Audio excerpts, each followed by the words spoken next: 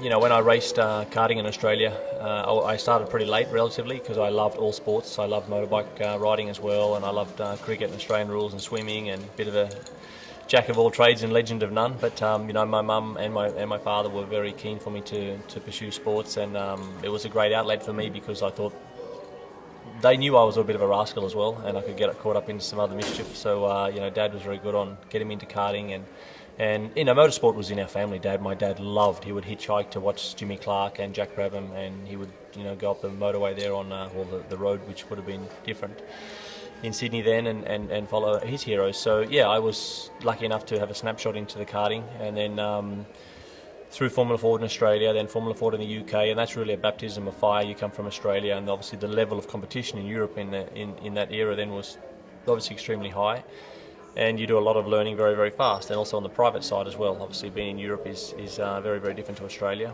And then Formula 3, Formula 3000, and then a bit of sports cars as well with Mercedes, and that was one of the toughest periods of my life, obviously coming back from the huge crashes at Le Mans.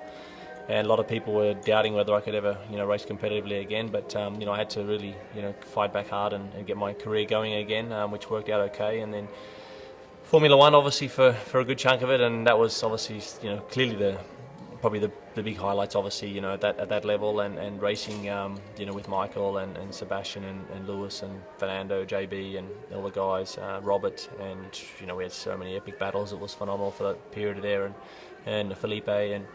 So in the end, Nico. So it's that period was awesome, and then coming here, obviously in the closure with Porsche, for me in the car, real highlights.